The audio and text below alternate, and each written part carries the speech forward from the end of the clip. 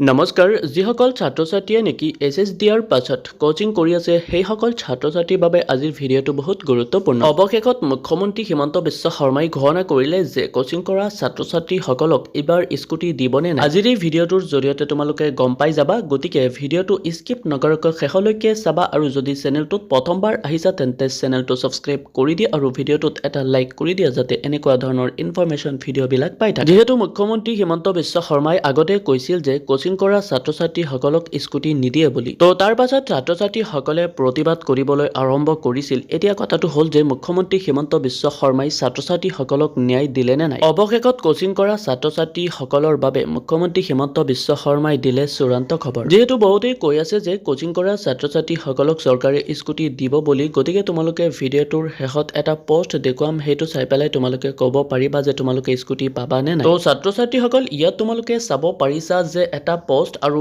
এই পোষ্টটো আপলোড কৰিছে টাইম 8 নিউজ চেনেলে, আৰু মুখ্যমন্ত্ৰী হিমন্ত বিশ্ব শৰ্মাই মন্তব্য কৰিছে যে কোচিং কৰা কোনো শিক্ষাৰ্থীয়ে নাপায় স্কুটি। ইয়াত তোমালোকে চাব পাৰিছা যে মুখ্যমন্ত্ৰী হিমন্ত বিশ্ব শৰ্মাই বোলে এই মন্তব্য কৰিছে যে কোচিং কৰা কোনো শিক্ষাৰ্থীয়ে স্কুটি নাপায় বুলি। একচুৱেলি এই মন্তব্যটো হিমন্ত বিশ্ব শৰ্মাই নিজৰ মুখেৰে কৰা নাই এতিয়ালৈকে, আৰু এই পোষ্টটো আপলোড কৰিছে নিউজ 8 চেনেলে। তো ছাত্ৰ-ছাত্ৰীসকল তোমালোকে অপেক্ষাৰ কাৰণে বহি থাকা। এতিয়ালৈকে মুখ্যমন্ত্ৰী হিমন্ত বিশ্ব শৰ্মাই নিজৰ মুখেৰে এনেকুৱা ধৰণৰ কোনো মন্তব্য কৰা নাই। তোমালোকক মই আপডেট দি থাকিম, গতিকে চেনেলটো ছাবস্ক্ৰাইব কৰি থোৱা যাতে এনেকুৱা ধৰণৰ ভিডিঅ' সদায় পাই থাকা। তো ছাত্ৰ-ছাত্ৰীসকল আৰু এটা কথা জানি লোৱা যে যিহেতু নিউজ 8 চেনেলটো বহুত ডাঙৰ চেনেল হয় আৰু সেইখন চেনেলত কোনো ধৰণৰ ফেক নিউজ আপলোড নকৰে।